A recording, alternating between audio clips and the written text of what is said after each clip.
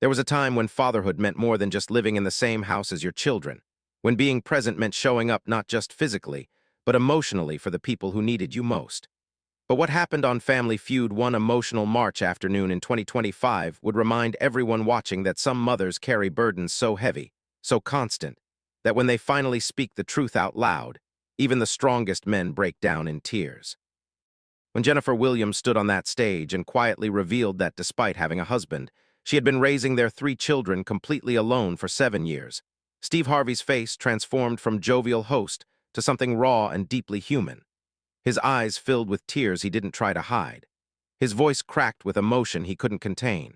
And what he said next would honor every exhausted mother who has ever felt invisible while keeping an entire family afloat. If you believe that mothers deserve recognition for their silent sacrifices, and that being physically present isn't the same as being a real parent, hit that like button and subscribe to our channel. You'll never miss stories that celebrate the unsung heroes who hold families together when no one else is watching. Jennifer Williams was 41 years old, though the exhaustion etched into her face made her look older.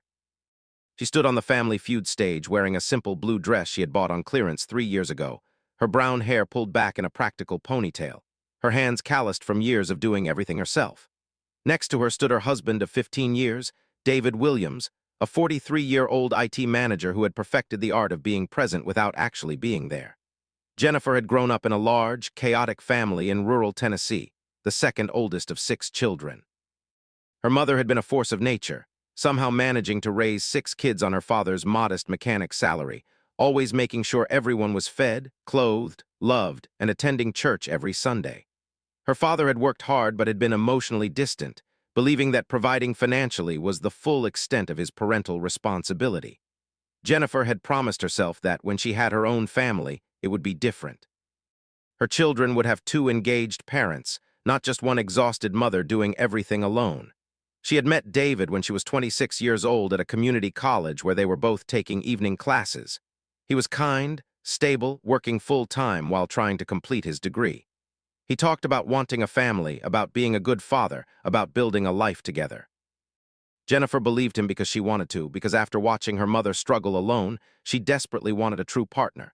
They married after dating for a year and a half. Jennifer was pregnant with their first child, Sophia, within 6 months of the wedding. Then came Marcus 2 years later, and finally Emily 3 years after that. Jennifer had imagined that motherhood would be challenging, but that she and David would face it together, a team navigating the beautiful chaos of raising 3 children. The reality was devastatingly different. From the moment Sophia was born, David seemed to retreat.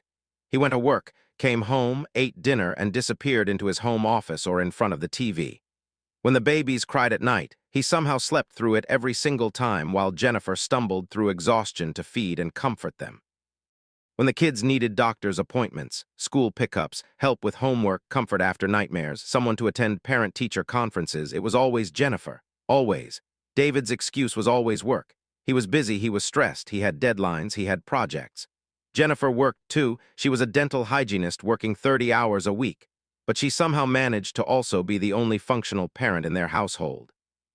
She packed the lunches, signed the permission slips, remembered the spirit days at school, organized the birthday parties, managed the pediatrician appointments, helped with homework, comforted scraped knees and broken hearts, taught manners and values, and everything that turns children into decent humans. David was physically present in the house, but he was a ghost when it came to actual parenting.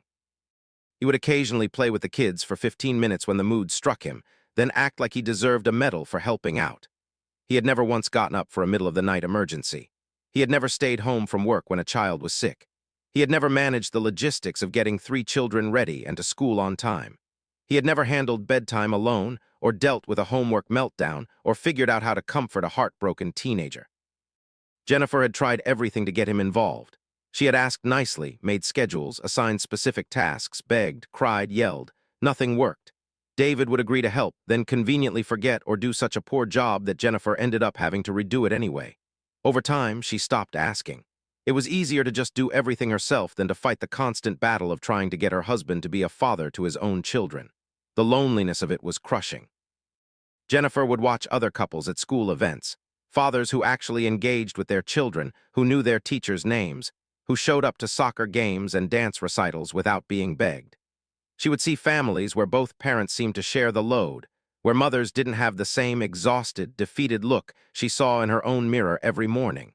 But what hurt most was that David genuinely believed he was a good father. He lived in the house, he provided financially, he occasionally watched a movie with the kids. In his mind, that was enough. He had no concept of the invisible labor Jennifer performed every single day, the mental load of remembering everything, the emotional labor of being the only consistent parent, the physical exhaustion of doing literally everything to keep their household functioning. Their children were now 14, 12, and 9. Sophia, the oldest, had started acting out, seeking attention in destructive ways because her father barely knew she existed beyond asking about her grades. Marcus had given up trying to connect with David, no longer bothering to ask his dad to play catch or help with his science projects. Emily, the youngest, had recently asked Jennifer why Daddy didn't love them as much as she did, a question that had broken Jennifer's heart into pieces she didn't know how to put back together. The Family Feud appearance had been organized by Jennifer's sister, who thought maybe a fun family experience would help. Jennifer had agreed half-heartedly, knowing that David would participate minimally and she would end up managing everything. Her sister and two nieces completed their team, while David stood among them looking mildly interested but mostly detached, the same way he looked at everything in their family life. Standing on that stage, Jennifer felt the familiar weight of being the only one who truly cared, the only one holding their family together while David collected credit for being a present father simply because he lived at the same address. She had no idea that in just a few minutes, Steve Harvey would ask a question that would finally give voice to the truth she had been living silently for 7 years. The Williams family was competing against the Rodriguez family from Arizona, and the game had been proceeding smoothly. Jennifer had answered several questions correctly, her natural competence showing even under pressure. David had contributed minimally, getting a couple of answers wrong and seeming content to let the women in his family carry the team. During a break in the action, Steve Harvey worked his way down the family line with his characteristic warmth and humor. He joked with Jennifer's sister about her teenagers, asked her nieces about school, then turned to Jennifer and David. Jennifer and David, 15 years of marriage, 3 beautiful kids, Steve said with his trademark smile. That's wonderful. Tell me, what's the secret to making it work with 3 children? That's a lot of energy to manage. It was meant to be a light-hearted question, the kind where parents joke about the chaos of raising kids while celebrating their partnership. Jennifer should have given a standard answer about teamwork and patience, but something in Steve's word choice, making it work, hit her differently, because she had been making it work alone for 7 years, and the exhaustion of pretending everything was fine suddenly became too much to carry. Steve, Jennifer said, her voice quiet but steady, I need to be honest about something. I've been raising our 3 children essentially by myself for 7 years. Steve's smile faded slightly, his expression becoming more serious. What do you mean by that, Jennifer? The studio had quieted, sensing something real was about to unfold. David's face showed confusion and the beginning of defensiveness. Jennifer's sister put a supportive hand on her shoulder. Jennifer's voice grew stronger as she spoke truth she had never said out loud before. David lives in our house, but he's not really a father to our children. I do everything. Every school pickup, every doctor's appointment, every homework session, every bedtime, every middle-of-the-night nightmare, every packed lunch, every permission slip, every parent-teacher conference. All of it. For 7 years, I have been a single mother in a 2-parent household. Steve's face transformed, his eyes widening with recognition and pain. He had heard stories like this before, but hearing it stated so plainly on his stage hit him differently. In 15 years of marriage, Jennifer continued, tears now streaming down her face, David has never, not once, gotten up in the middle of the night when one of our children was sick or scared. He has never stayed home from work when they had a fever. He doesn't know any of their teachers' names. He couldn't tell you what grade they're in without thinking about it. He has no idea what their favorite foods are, what they're struggling with, what makes them happy or sad. She looked at David, years of resentment and exhaustion pouring out. You live in the same house, but you're not there, you're not present. Our daughter asked me last week why you don't love them as much as I do, and I didn't know what to tell her because honestly, David, I don't have a good answer. David's face had gone red. Jennifer, that's not fair. I work full-time to provide for this family. I work too. Jennifer's voice rose. I work 30 hours a week and still manage to be the only parent our children have. You think paying bills makes you a father. You think living in the house is enough. Our children don't need a paycheck, they need a dad. They need someone who shows up, who knows them, who cares about their lives beyond asking about their report cards. Steve Harvey stood silent, visibly emotional. His eyes were glistening with tears he wasn't trying to hide. As a father himself, as someone who had struggled with work-life balance, as a man who understood the weight of what Jennifer was describing, he was deeply moved. Jennifer wasn't finished. Do you know what it's like to be the only person who remembers everything? To be the only one who cares if they have clean clothes for school, if they've eaten breakfast, if they're struggling with friendship problems? Do you know what it's like to watch other fathers actually parent their children and wonder what I did wrong to end up with someone who thinks the bare minimum is enough? She turned back to Steve, her voice breaking. I'm so tired. I'm tired of doing everything alone. I'm tired of begging my own husband to care about his children. I'm tired of watching them be disappointed when he doesn't show up to their events or forgets important things or clearly isn't listening when they try to talk to him. I'm tired of being invisible while he gets credit for being a good dad just because he pays the mortgage. The studio was absolutely silent except for Jennifer's words and quiet sobs from audience members who recognized themselves in her story. Steve Harvey's face had completely transformed. Tears were now rolling down his cheeks, and he made no attempt to wipe them away. Finally, Steve spoke, his voice thick with emotion. Jennifer, I want you to know something. What you just described isn't fair. It's not right, and you shouldn't have to carry that burden alone. He turned to David, and the gentle humor that usually characterized his hosting style was completely gone, replaced by raw honesty. Brother, I need you to hear what your wife just said. Really hear it. She's not complaining about small things. She's telling you that she's been raising 3 children by herself while you live in the same house. That's not a marriage. That's not a partnership. That's abandonment while maintaining the appearance of being present. David tried to defend himself.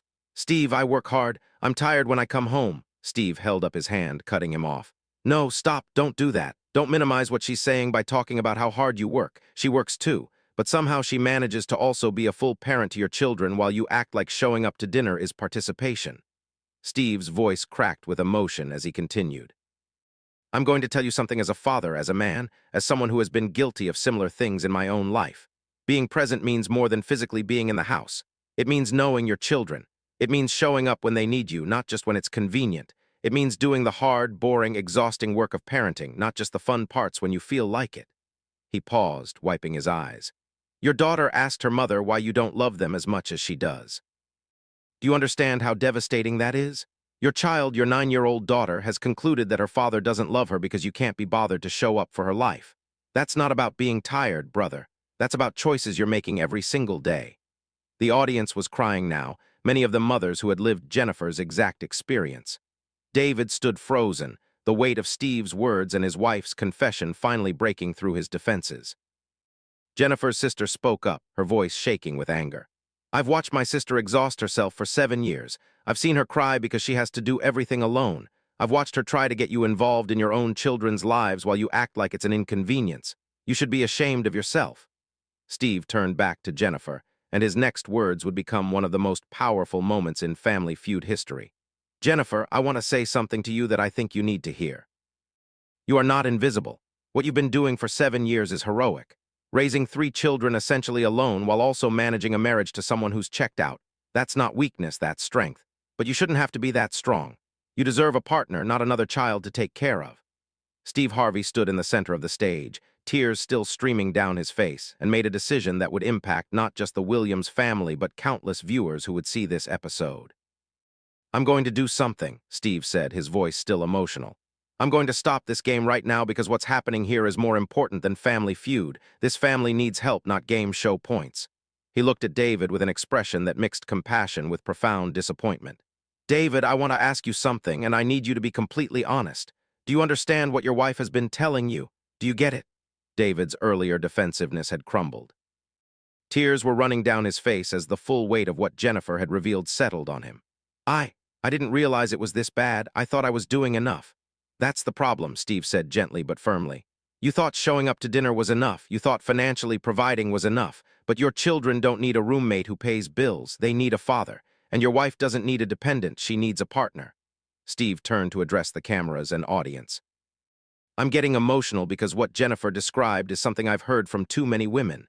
Mothers who are drowning in responsibility while their husbands act like basic parenting is optional. Men who think their job is done when they clock out of work, while their wives are working a second, third, fourth shift managing everything at home. He continued, his voice passionate. And here's what makes it even more painful. These women are silent about it. They don't tell their families, their friends, the world that they're doing it all alone because they're ashamed. They think they're somehow failing because they can't make their husbands care enough to be real fathers.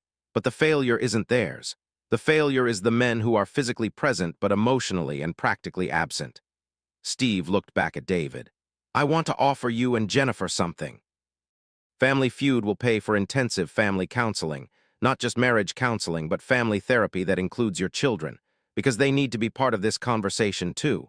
They need to be able to express how your absence has affected them. He paused, then added, but I need to be clear about something, David. This only works if you actually show up. Not just physically, but truly show up ready to do the hard work of becoming the father and husband your family deserves. If you're not willing to do that, if you're just going to go through the motions again, don't waste everyone's time. David nodded, unable to speak through his tears. I want to try, I want to be better. Steve then did something unexpected. He asked the Williams children to come up on stage. Sophia, 14, Marcus, 12, and Emily, 9, had been backstage with a production assistant. When they walked onto the stage and saw their parents crying, their faces showed confusion and concern. Kids, I want to ask you something, Steve said gently. And I want you to be honest. How do you feel about your dad? There was a long silence. Finally, Sophia, the oldest, spoke. Her voice was quiet but clear. I love my dad, but he doesn't really know me. He doesn't come to my volleyball games. He doesn't help me with my homework. When I try to talk to him about my life, he's always on his phone or watching TV. It feels like he doesn't really care. Marcus added, I stopped asking Dad to do stuff with me because he always says he's too tired or busy. It's just easier to ask Mom for everything. Emily, the youngest, looked directly at her father with devastating honesty. I wish you loved us like Mom does. The words hit David like a physical blow. He knelt down to his children's level, tears streaming down his face. I do love you, I love you so much, and I'm so sorry that I haven't shown you that. I'm sorry I haven't been there. I'm sorry I've made you feel like you don't matter to me because you matter more than anything. Steve wiped his own tears and addressed the family as a whole. This is the beginning of a very difficult journey. These feelings didn't develop overnight and they won't be fixed overnight. But if everyone is willing to be honest and do the work, healing is possible. He turned to Jennifer. And you, Jennifer, you need to learn how to let people help you instead of doing everything yourself. I know it's scary to trust that someone else will actually follow through, but part of healing this family means David has to actually do the work, not just talk about it. Jennifer nodded, still crying. I want to believe things can change. I'm just so tired of being disappointed. I know, Steve said with profound empathy. But here's what I want you to understand. You speaking this truth today was brave. You gave voice to something millions of women are experiencing in silence. And whether your marriage heals or not, you've reminded every mother watching that they're not alone, that their exhaustion is real, and that what they're carrying is too much for one person. Steve concluded this segment by addressing the audience one final time before calling for a break. Today you've witnessed something that happens in millions of homes across this country. Mothers carrying the full weight of parenting while fathers think showing up occasionally is enough. This needs to change. Our children deserve better. Our partners deserve better. And men need to understand that fatherhood is a verb, not a noun. It's something you do every single day, not just a title you claim. The episode aired 8 weeks later, and the response was unprecedented in Family Feud history. Within hours, Invisible Mothers was trending worldwide. The clip of Jennifer's confession and Steve Harvey breaking down in tears was viewed over 100 million times across all platforms. But more importantly, it sparked a global conversation about invisible labor in parenting and the epidemic of present but absent fathers. The response from mothers was overwhelming. Hundreds of thousands of women shared their own stories of being the only functional parent in two-parent households. They talked about the loneliness, the exhaustion, the resentment that builds when you're doing everything alone while your partner takes credit for being a good parent simply for existing in the same house. But perhaps most surprisingly, the response from men was also significant. Thousands of fathers came forward to admit they had been exactly like David, physically present but functionally absent. Many described Steve's words as a wake-up call that forced them to recognize how little they actually did compared to their wives. The Williams family entered intensive family therapy immediately after the taping. The process was brutal and necessary. In therapy sessions, David had to confront the reality of his neglect. The therapist had him and Jennifer each write down everything they did in a typical week. When they compared lists, the disparity was staggering. Jennifer's list covered 3 full pages. David's barely filled half a page. The children in family therapy sessions shared how David's absence had affected them. Sophia talked about feeling invisible to her father, about how she had given up trying to get his attention. Marcus described feeling like he didn't have a dad, just a man who lived in their house. Emily revealed that she thought it was normal for dads not to care about their kids, that she assumed all fathers were like David. Hearing his children's pain, stated so plainly, was the true turning point for David. He finally understood that his choices hadn't just affected Jennifer. They had damaged his relationships with his children in ways that would take years to repair. David made significant changes. He started by setting strict boundaries around work, leaving the office at a reasonable time and not checking email after 6 p.m. He took over specific parenting responsibilities, making breakfast and school lunches every morning, managing bedtime routine 3 nights a week, attending every single school event and extracurricular activity. But the hardest work was learning how to actually be present emotionally. David had to learn to listen when his children talked instead of pretending to pay attention while looking at his phone. He had to learn what mattered to each of them. Sophia's anxiety about high school, Marcus's passion for drawing, Emily's struggle with reading. He had to do the boring, repetitive work of actually parenting, not just the fun parts when he felt like it. Jennifer, for her part, had to learn to let go of control and trust that David would follow through. This was harder than it sounded after 7 years of doing everything herself. She had to resist the urge to step in when David did things differently than she would have. She had to accept imperfection from him while he learned how to be a real parent. 3 months after the episode aired, Steve Harvey invited the Williams family back for a follow-up segment. The change in their family dynamics was visible. David looked different, more engaged, more present. The children's body language around him had shifted from distant to cautiously hopeful. Jennifer appeared less exhausted, though still wary. "How are things going?" Steve asked during the follow-up. David spoke first. "It's been the hardest 3 months of my life, but also the most important. I had to face the fact that I was failing my family, not just my wife, but my children." Hearing Sophia say I didn't really know her, hearing Marcus say he stopped asking me to do things with him, hearing Emily say she wished I loved them like their mom does, that destroyed me. He continued, tears in his eyes. "I thought I was a good father because I went to work and paid the bills. I had no concept of everything Jennifer was doing or how much I wasn't doing. Now I wake up at 6 a.m. to make breakfast and pack lunches. I do bedtime 3 nights a week. I go to every volleyball game, every parent-teacher conference, every event. And I'm learning who my children actually are, not just who I assumed they were." Jennifer spoke next. "It's still hard. There are moments when I want to just do things myself because I know how I want them done. But I'm learning to let David actually parent, even when he does things differently than I would. He's really trying, and I can see the difference in our children." The children themselves were part of the follow-up. Sophia said, "Dad is actually showing up now. He came to my volleyball tournament last week and stayed for the whole thing, not just an hour. He asks about my day and actually listens. It's weird, but good weird." Marcus added, "Dad helped me with my science project last month. He didn't know what he was doing, but he tried, and we figured it out together. That was the first time we've ever really done something like that." Emily, the youngest, said simply, "Daddy reads to me at bedtime now. He does the voices and everything." Steve was visibly moved by the progress. "This is what change looks like. It's not perfect, but it's real. David, I want to ask you something. What would you say to other fathers who are like you were?" David's response was powerful. "I would tell them that you're not as present as you think you are. If your wife is doing 95% of the parenting, you're not a good father, you're a deadbeat dad who happens to live in the house. Your children deserve better. Your wife deserves better. And you're missing out on knowing the most important people in your life." He continued, "I spent 7 years thinking I was doing enough while Jennifer did everything. I wasted 7 years not really knowing my children. I can't get that time back, but I can make different choices moving forward.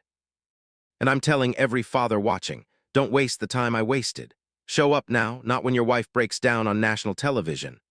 The follow-up segment went viral just like the original episode. The Williams family became unexpected advocates for involved fatherhood and equitable parenting.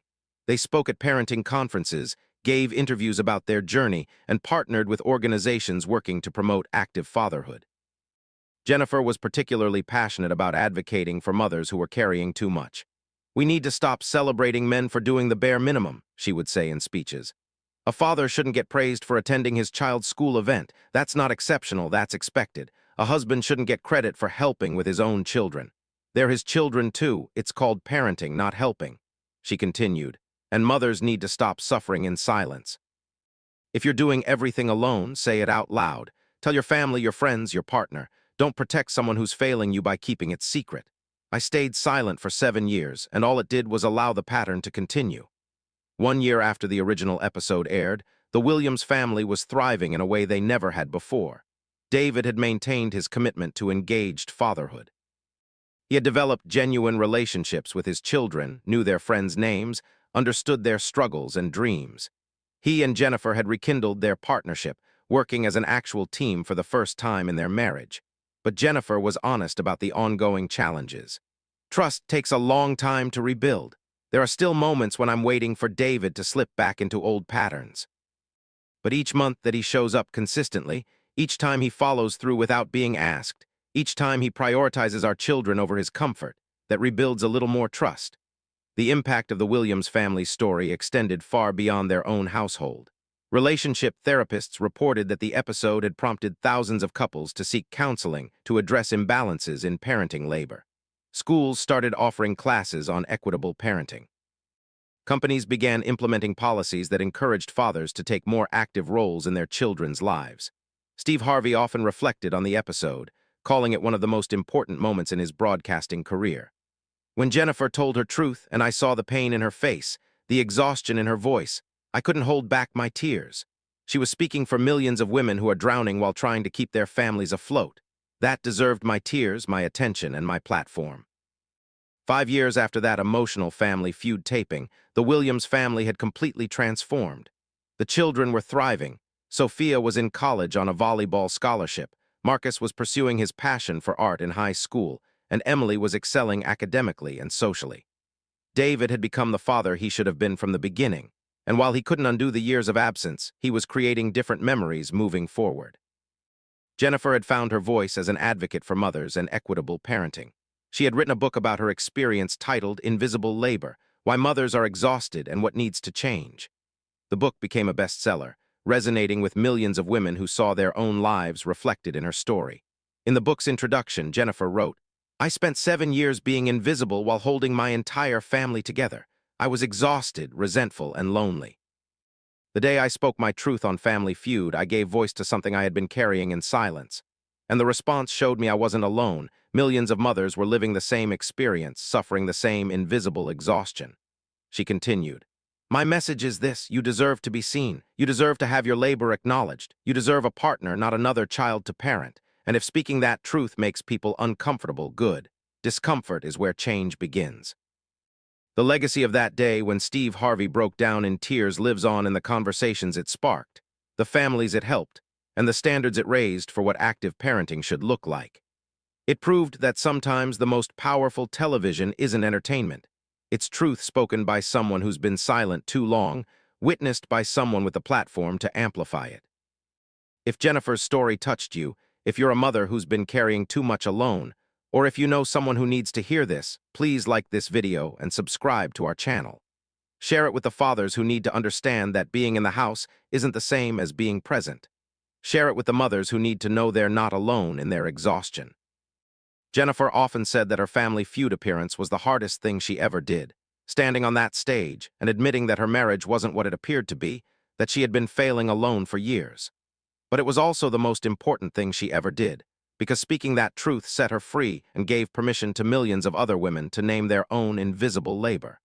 The Family Feud stage had witnessed her breaking point, but it had also witnessed the beginning of her family's healing. And in the years that followed, the Williams family would prove that change is possible when truth is spoken, when shame is released, when invisible labor becomes visible, and when fathers finally understand that showing up means so much more than just being in the room. Steve Harvey's tears that day weren't weakness. They were recognition, empathy, and honor for a woman who had been strong for so long that she had almost broken under the weight. Those tears validated Jennifer's experience and told every exhausted mother watching, your burden is real, your work matters, and you deserve better than invisibility.